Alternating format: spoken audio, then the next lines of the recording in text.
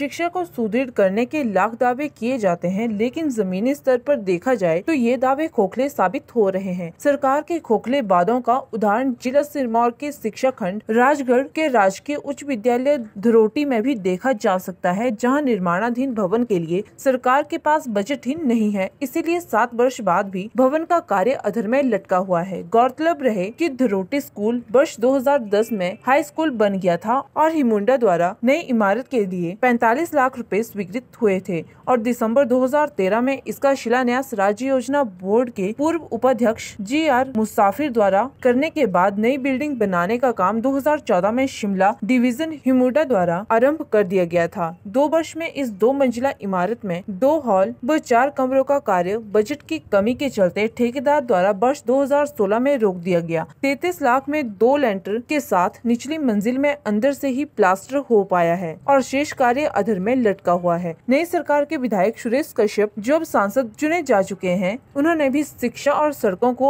अपनी प्राथमिकता बताया था और स्कूल के वार्षिक समारोह में उनके समक्ष भी यह समस्या रखी गई थी। यही नहीं, अक्टूबर 2018 में नारग में आयोजित जनमंच कार्यक्रम में प्रदेश के स्वास्थ्य मंत्री विपिन परमार के समक्ष भी मामले को उजागर किया गया और जिला सिरमौर के अलग अलग उप निदेशकों द्वारा कई बार यहाँ का दौरा किया जा चुका है, लेकिन कोई भी स्कूल के लिए बजट का प्रावधान नहीं करवा पाया और बजट के अभाव में 7 वर्ष पूरे होने पर भी कार्य पूरा नहीं हो पा रहा है। सरकार शिक्षा के क्षेत्र में अपनी उपलब्धियों का गुणगान हर मंच से करती है, लेकिन बच्चों के बैठने के लिए पर्याप्त कमरों को किसी भी माध्यम से बजट उपलब्ध नहीं करवाया जा रहा है। इसका खामियाजा धरोटी स्कूल के 133 विद्यार्थियों को भुगतना पड़ रहा है और आज भी 5 कक्षाओं के लिए यहाँ 3 ही कमरे हैं। हाई स्कूल धरोटी स्तरोन्नत होकर 2010 में हाई स्कूल बना है और उसके हाई स्कूल बनने के बाद यहाँ पर कोई भी कमरे हमारे पास नहीं है। कमरे वही है जो हमारे 8वीं कक्षा तक थे,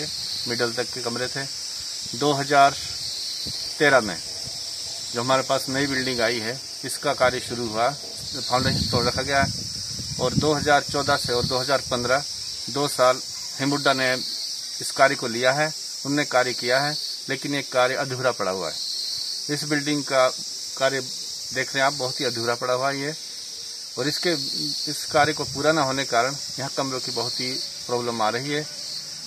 जैसे कि आजकल कोरोना का समय चला हुआ है, हमारी 10वीं क्लास विद्यालय में आ चुकी है। सोशल डिस्टेंस का पालन करते हुए उन बच्चों को तो हम जैसे कैसे एडजस्ट कर रहे हैं, लेकिन आने वाले समय में अगर हमारे सारी क्लासेस विद्यालय को आती हैं तो हमारे को जो SOP गाइडलाइंस के अनुसार चलना दिक्कत आ सकती है उसमें कि हम किस तरह से इन बच्चों को बिठाएंगे। कमरे मात्र 3 है, कक्षा हमारे पास 5 है।